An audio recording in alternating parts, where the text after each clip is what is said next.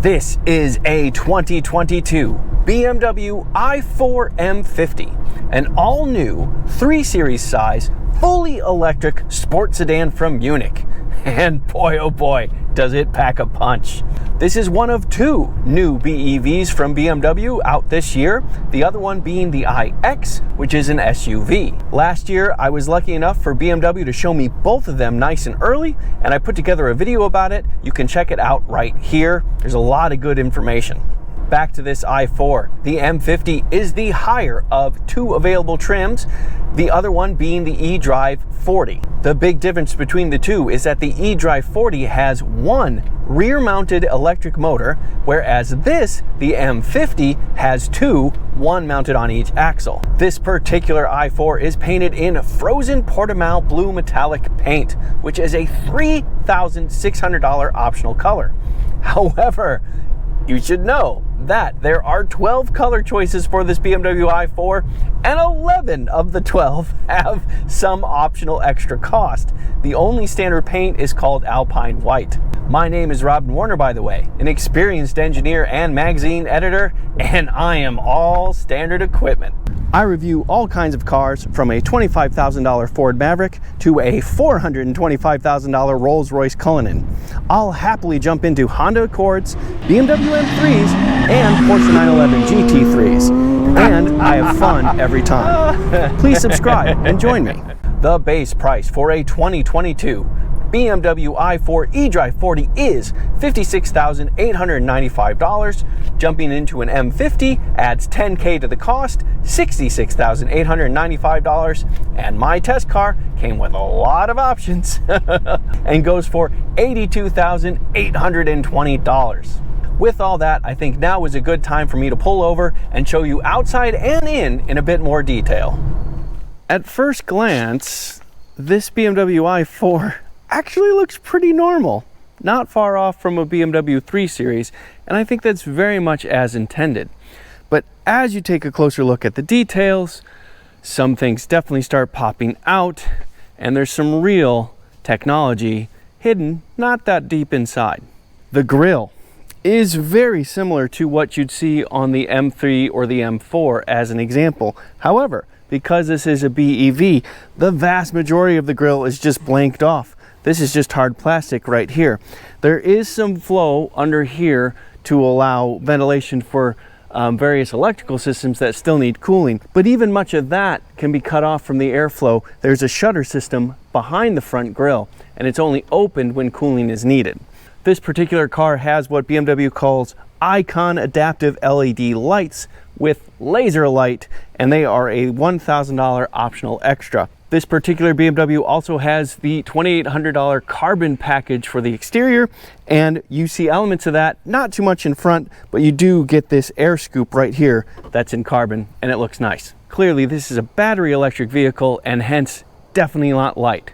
But that doesn't mean BMW didn't make efforts to make it lighter. So, as an example, we have an aluminum hood and aluminum front fenders as well. Looking at the car in profile, you can see that BMW definitely took their Grand Coupe shape with a sloping rear roof that just follows all the way down to the rear of the car. And while we're here, I'll go ahead and put the dimensions on the screen right now so you can see. It is pretty darn close to 3 Series size, just under 190 inches long, and the other specs aren't too far off either. But we do have reasonably short overhangs in the rear and in the front. And if you look at this side view mirror cover, you can see more of this carbon exterior package, which does cost $2,800. And while I am here, I will quickly let you know that I have a full set of specs in the description. These are 20-inch aluminum wheels with Pirelli P0 summer rubber attached, and this is part of the $2,500 high performance package, which includes the wheels, higher performance M Sport brakes, and a rear lip spoiler. And while these brakes are definitely beefy, both in front here and in the back, this is a 5,000-pound car. They better be. Here's another look at this nice carbon rear spoiler. Tasteful, I would argue. And quick look at your i4 M50 logos right here. Since we're back here, why don't we go ahead and take a quick look at trunk space.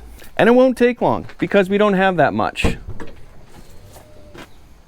you get 10 cubic feet of trunk space and pockets on either side. And if you do need more than 10 cubic feet of space, yes, the seats do fold down. There it is, more than 10 cubic feet of space and room for two.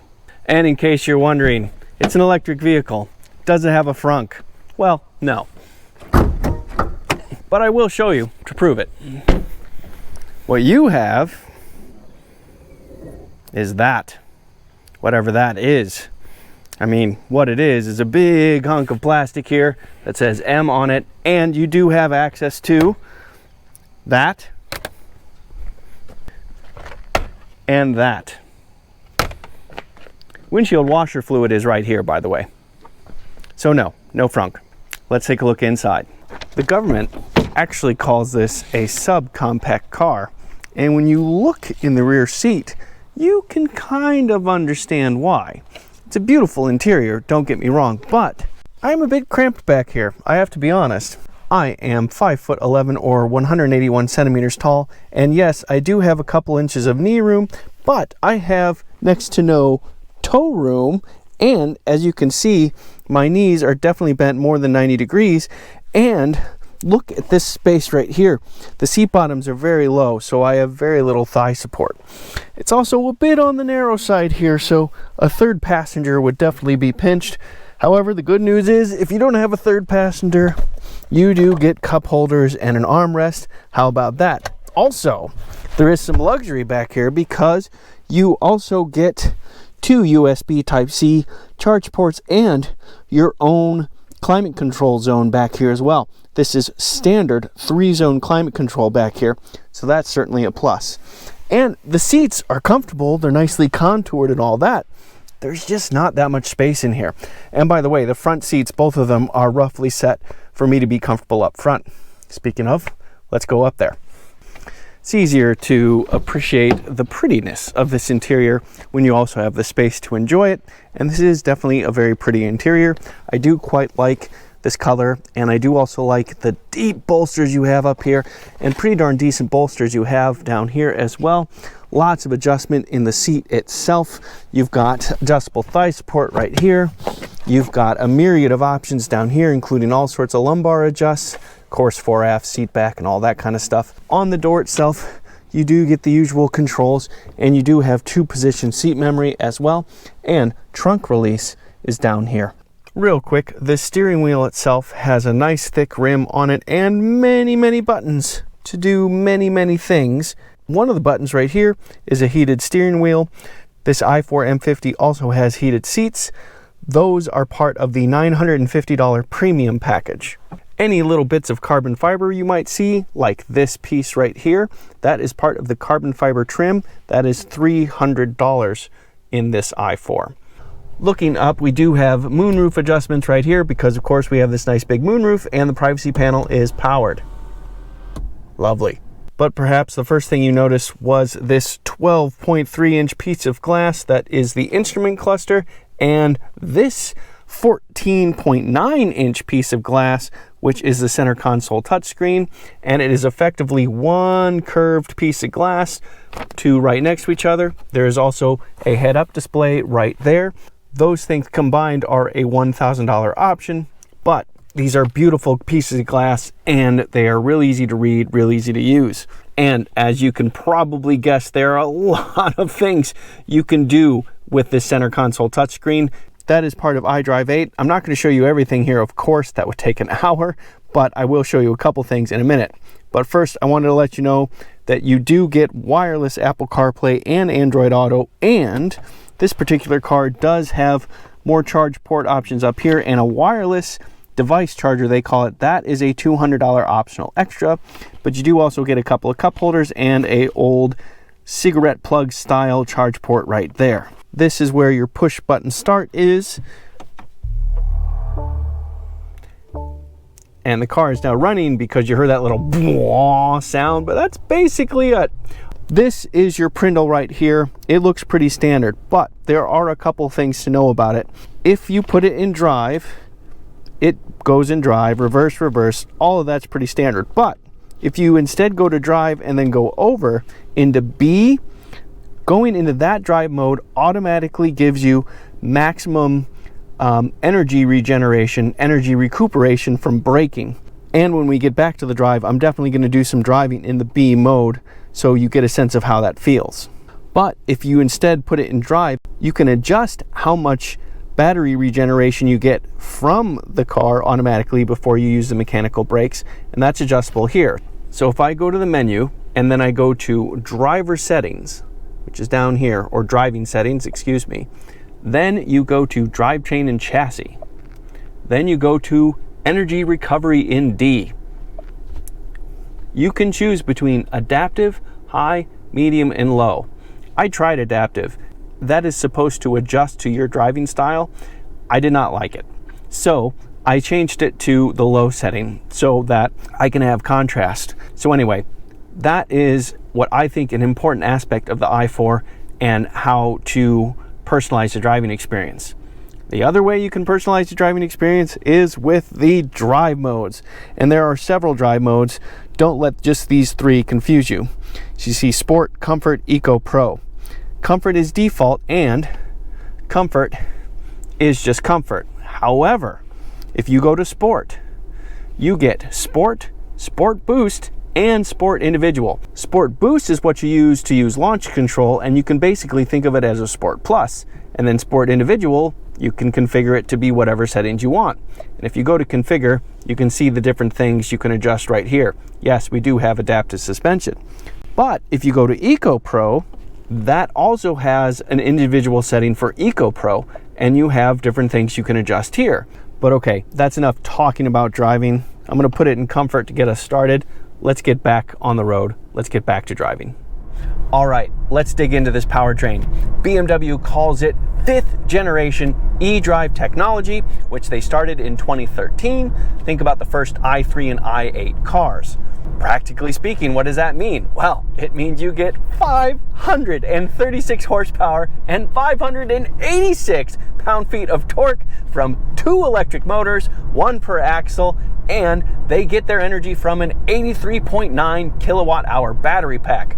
Whew! The motor up front provides 255 horsepower to the front axle, and the one in back, 308 horsepower to the rear axle. However, you cannot just add those two figures together. The total system horsepower and the drive down gearing and everything else limits the peak power just a little bit. But I wouldn't worry when the total is 536 horsepower anyway, right? But actually, it's kind of not. The only way to get the full power of this car is to be in the Sport Boost mode. Otherwise, you've got 469 horsepower and 538 pound-feet of torque. But even that is still quite a lot, trust me. And real quick, I should let you know, if you go with the eDrive 40 i4 instead, you get 1 motor in the back, but it is good for 335 horsepower. Regardless of trim, you get the same 83.9 kilowatt-hour battery pack, as I mentioned, and a couple interesting things about it.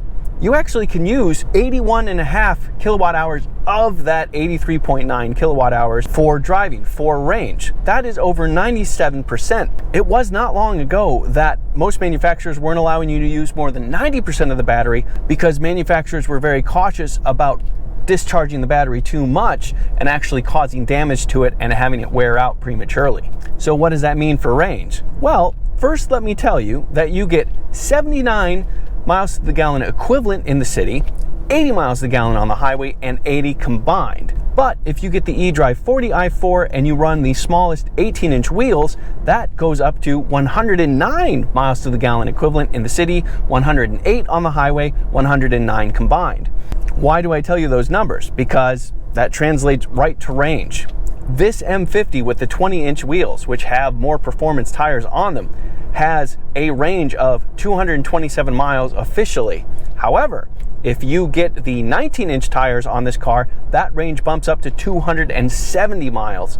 And if you go with the rear-wheel drive only eDrive 40, you get over 300 miles of range. That is 301 miles, but again, that's on the 18-inch tires. In terms of charging, you can charge this at up to 200 kilowatts, which is the equivalent of getting 90 miles of range for every 10 minutes of charging. Or if you go to a level 2 charger and you have 0 battery left, it takes 8 hours to get a full and complete charge.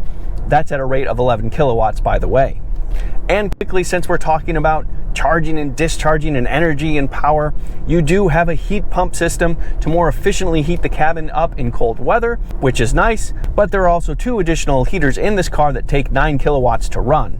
And quickly, if you were to buy or lease an i4, BMW would give you a $100 credit to EVgo, which is a charging network that only uses sustainable energy to charge it. I put it in air quotes because different people might have different ideas of what truly sustainable energy is. It's not necessarily all solar powered. But anyway, that is a nice little start all the same.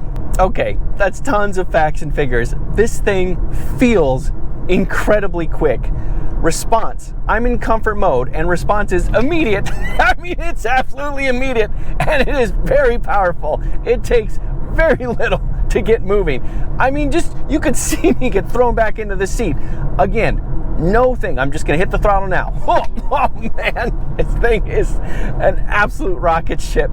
And I'm in the comfort driving mode. So that is the 469 horsepower propelling me, not the 536. Straight line speed of this thing is absolutely incredible. And, you know, the noises it makes, those aren't the actual electric motors, but they're fun. You know, it's a little bit more of a like Star Trek, Star Wars-y kind of like space pod kind of a vibe. But tying back into efficiency, the other thing this car does, as I showed you when we were looking inside, was give you options for how much regeneration you get when you lift off the throttle. So recharging the batteries instead of using the mechanical brakes to slow the car down. I'm currently in drive and I have the setting to be low for recuperation when I just lift off the throttle. So when I lift off the throttle, it's a little bit more than coasting. It's like coasting plus. Maybe if you were coasting up a slight hill, that's what it feels like. But now I will switch it to B, the B setting, which defaults the maximum regeneration you get. So okay, so now I'm in B. First of all, I can feel it already just from where my foot was on the accelerator to start. But now if I lift off, yeah, that's noticeable difference in deceleration. And let's see, do we come to a complete stop?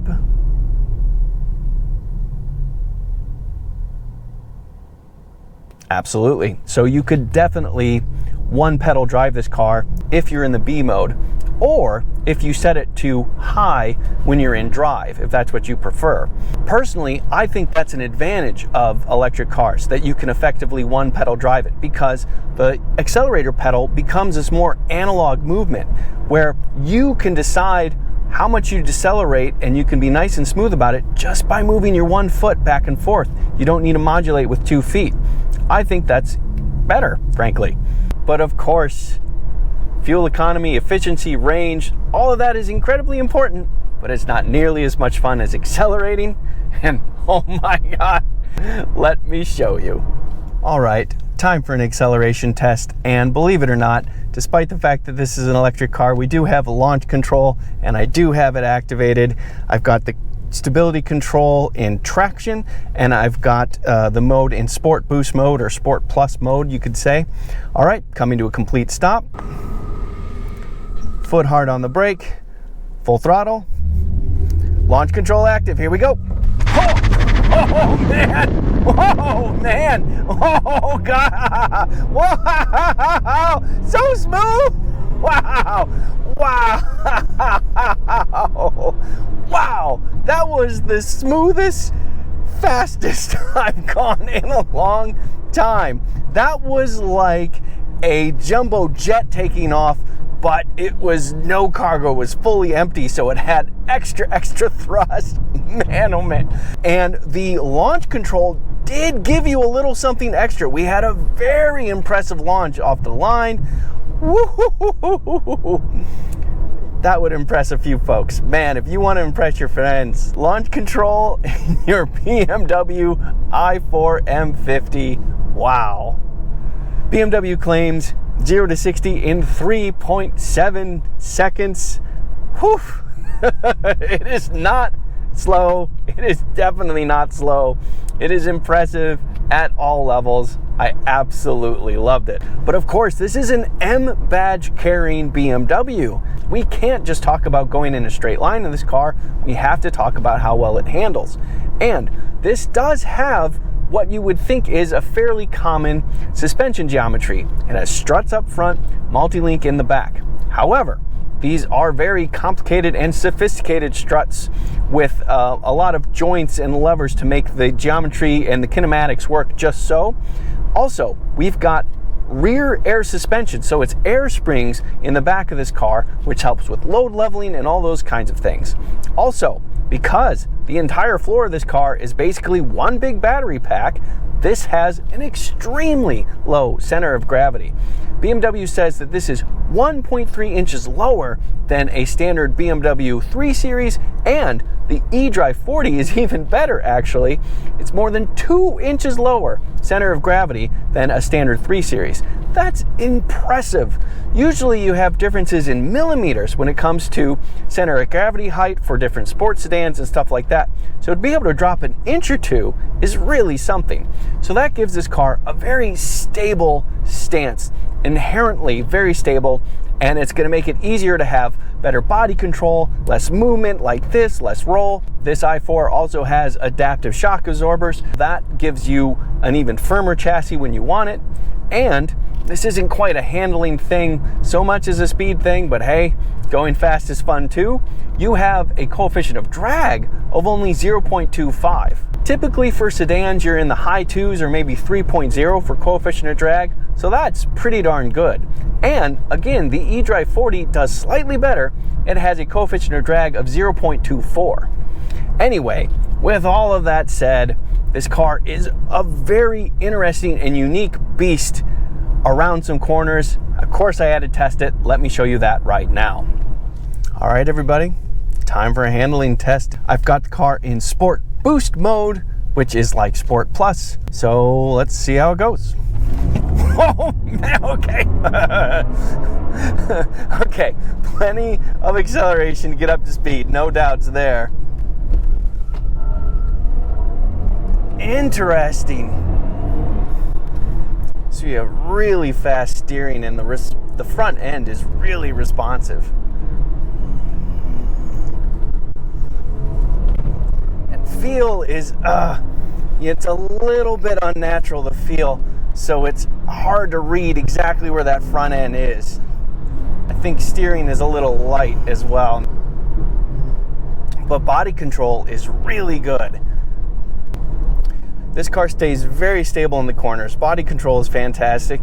Chassis balance is pretty darn good as well. You have powerful electric motors in both front and rear, so you can get a lot of really interesting balance of chassis through power output. So corner exit especially, you can really see how the full electronic powertrain is kind of manipulating things to give you more of a rear-wheel drive car kind of feel at exit.